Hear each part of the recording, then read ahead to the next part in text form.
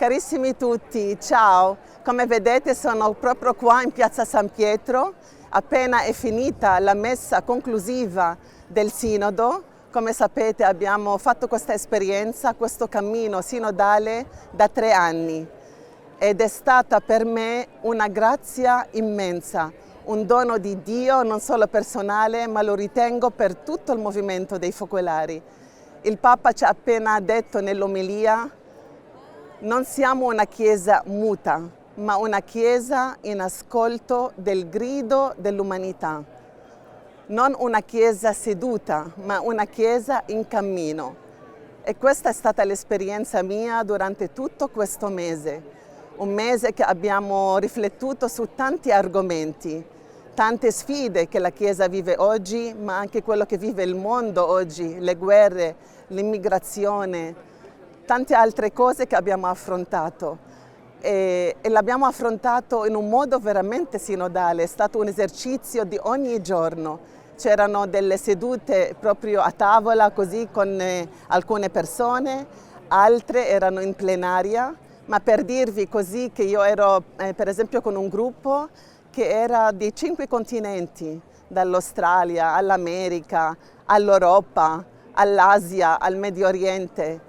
E non solo, anche vescovi, cardinali, laici, sposati, donne, uomini, ma anche persone che erano delegati fraterni, che sono di varie chiese cristiane, che hanno arricchito la nostra riflessione e hanno veramente aumentato la comunione fra noi, anche come Chiesa Cattolica e chiese varie, veramente. E a me mi è venuto proprio questa gioia di vedere quello che Chiara sognava, una Chiesa che è più comunione, una Chiesa che può esprimere l'armonia, come anche il Papa ci ha detto, che la parola chiave di questo sinodo, di quello che abbiamo vissuto, era l'unità come armonia, perché abbiamo visto al di là delle nostre differenze di cultura, di età, di posizione, di responsabilità anche, ma eravamo tutti fratelli e sorelle che abbiamo condiviso le cose più profonde, prima di tutto, che abbiamo nel nostro cuore, ma anche condiviso i tanti dolori che sono nella Chiesa oggi. Anche non abbiamo avuto anche vergogna, questo che mi ha colpito tanto, che la Chiesa non ha avuto vergogna, si è messa in umiltà anche a dire tutti i mali che sono successi e a chiedere perdono prima di tutto a Dio, ma anche a tutti i nostri fratelli e sorelle che abbiamo nel corso degli anni fatto soffrire. E adesso è importante che questa tappa non sia una tappa che è finita qua, ma proprio un punto di partenza per tutti noi, per camminare insieme, perché il Sinodo aveva questo titolo: per una Chiesa missionaria nella partecipazione, nella comunione e nella missione. Per chi non riuscirà ancora a leggere tutto il documento, voglio dirvi in sintesi quello che mi ha colpito di una lettura veloce. Ha 5 parti. E la prima è proprio chiamati dallo Spirito Santo alla conversione.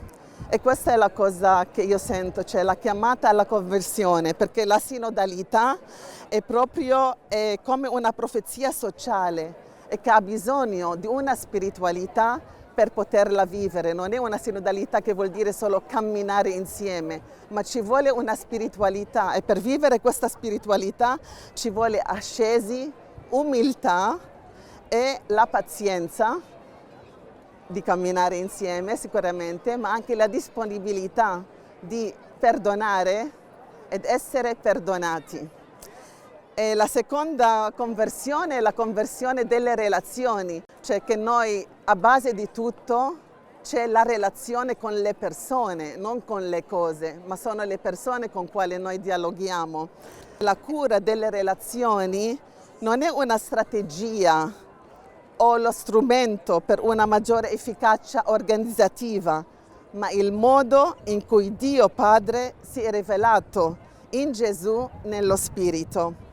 E la terza è la conversione del processo, che abbiamo approfondito tanto il discernimento di come anche vivere le nostre responsabilità, i nostri governi, le nostre responsabilità nella Chiesa, nelle comunità che facciamo parte. Allora, com'è importante anche vivere la trasparenza, il rendiconto, ma anche la valutazione di tutto quello che facciamo e operiamo per essere credibili anche nella società. E il quarto punto è la conversione dei legami. La conversione sinodale invita ogni persona ad allargare lo spazio del proprio cuore, il primo luogo in cui risuonano tutte le nostre relazioni, radicate nel rapporto personale di ciascuno con Gesù e con la Chiesa. E il quinto capitolo parla della formazione, l'importanza della formazione per tutti noi, della formazione integrale, continua, condivisa a tutti i livelli nella Chiesa e per tutti. E è questo quello che vogliamo fare, no? Continuare la fase attuativa di tutto quello che abbiamo imparato in questi 3 anni. Perciò io sento tanto la responsabilità che anche in tutto il movimento sentiamo un appello, una chiamata nuova a vivere questo messaggio di questo sinodo. Io sento proprio di partire da qua, da questa piazza dove abbiamo vissuto nella sala Paolo VI per un mese intero con tutti del mondo, partire per essere missionari della sinodalità.